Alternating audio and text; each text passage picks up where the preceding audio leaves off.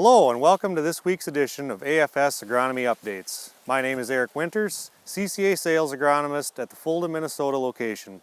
Today we're going to take a brief overview of late season stalk and plant health quality in corn and how that might impact your 2018 harvest. Okay, today we're out in a cornfield here just outside of the Fulda location.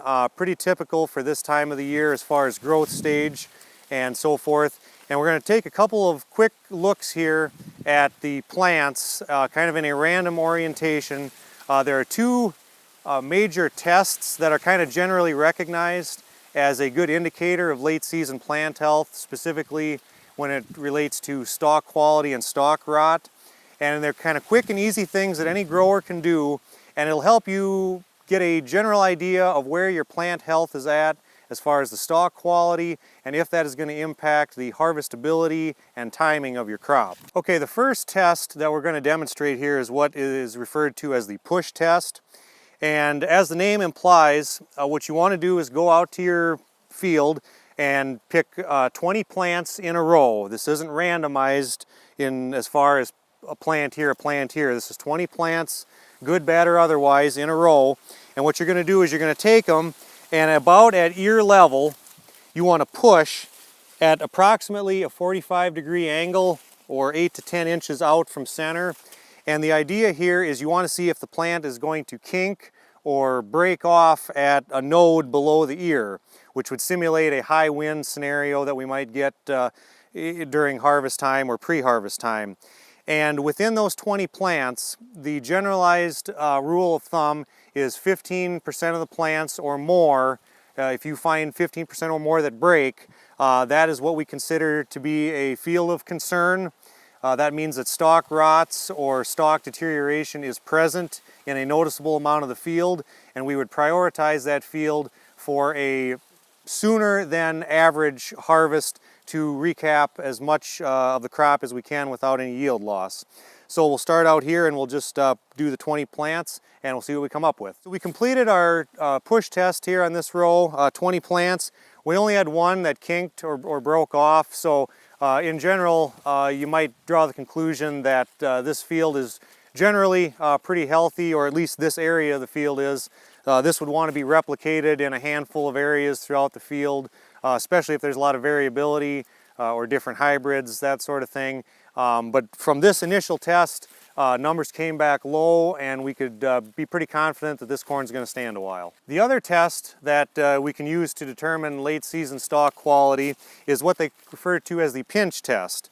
And much like the push test, pretty self-explanatory, in the pinch test we want to take the lower nodes of the plant or areas in between the nodes of the plant and basically give a squeeze or a pinch. And if the stalk begins to crush or collapse in on itself, much like squeezing a soda straw, there again we're going to use our 15% tabulation to determine whether or not our stalk quality is acceptable to let this corn stand. So again, you're going to take your 20 plants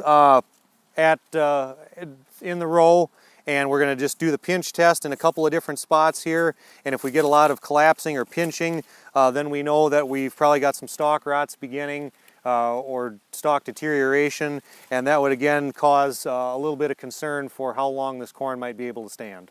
Okay, so we completed our pinch test on the 20 plants selected here, and much like the push test, we came back with one, maybe two plants that showed any amount of collapse in the stalk. So again, we were fortunate in this particular situation. We had a pretty good stand.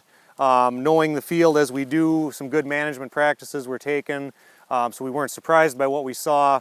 But in a field that wasn't maybe grown under the best of conditions, didn't have a fungicide, maybe a racehorse hybrid with not a lot of defensive characteristics, it would not be uncommon to see those results differ quite a bit. And that's a very valuable thing to know here in mid-September going into scheduling your harvest, rather than we're in the second, third week of October.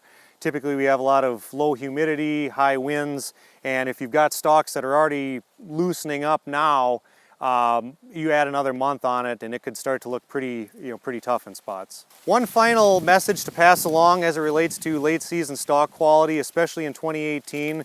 As most of you know, we experienced a lot of areas with above average rainfall, possibly 200, 300, 400% higher than normal. So we're going to be looking at areas that were underwater or water stressed in excess. We're also going to be looking at areas that probably didn't have the ideal amount of nitrogen applied. And those two particular scenarios can definitely increase your chance of late season stalk problems.